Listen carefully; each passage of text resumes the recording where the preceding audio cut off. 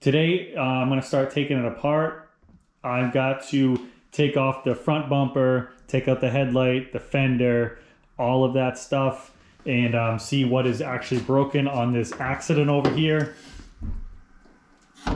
Like I said, this inner fender is broken. So I got to take all this stuff off, see what else we need, make sure we can get every part that we need to put this back together stock before we put the wide body fenders on it and do all that. So this video is going to be just getting this thing disassembled up here and go from there. All right, so the bumper is off, as you can see. No other damage right behind the bumper.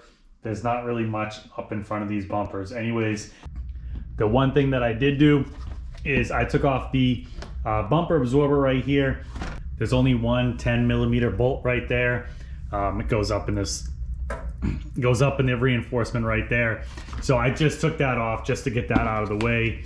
You know, this car's gonna be apart for a while, so I didn't want that, you know, running into that. So, you know, this is the front end of the car. This is the structure. That's the end of the frame rail and the cross member right there.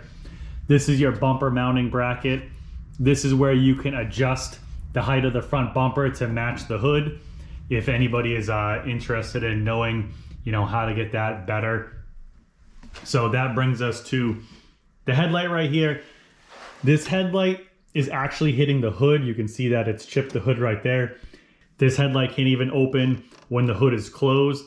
So I think that the headlight mounting and everything, the headlight's still good, but I think the mounting bracket, the big, you know, big piece of metal right here is still good. But you can see that this is cracked and, you know, there's a bolt missing up here. That's cracked. And so this is going to get replaced. I think that we'll just buy a whole new or used assembly. We need the top piece anyway, so I think we'll just buy a whole new assembly. The reason that I think that this headlight hits the hood is because of the inner fender is all broken and it's pushed over sideways. These are pretty expensive new right now. They're like $1,500 for the whole assembly. But I think we can find a used one for a lot cheaper than that, obviously. So that's the next thing to come out. And then we will work on getting our fender out. This is right here. Those are still 2 mounting points for the fender that's broken off. And then obviously, you know, all of these have to come out.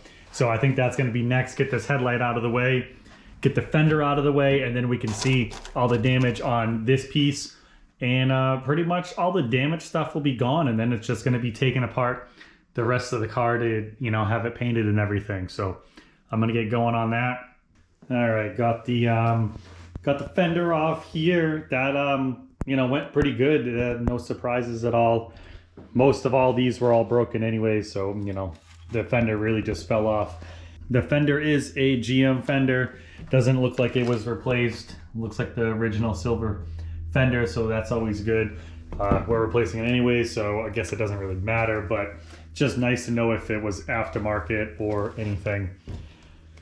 So nothing else really surprising under here. Obviously, this whole inner fender is all, you know, busted and broken. That's all going to get replaced. Doesn't seem like anything else in here is damaged or anything. There's really not much. Obviously, if you get hit behind the wheel, you got your electronics and that stuff. But since it was just right up here, there's not much else to really worry about. So really at this point, I have a list of all the things that we need from the accident to put this back together as we wait for the wide body stuff to come in. And at this point, I'm just going to continue on taking things apart and waiting for the next stuff to come in. So that's about it for today's video, and check back on another time when I do some more work.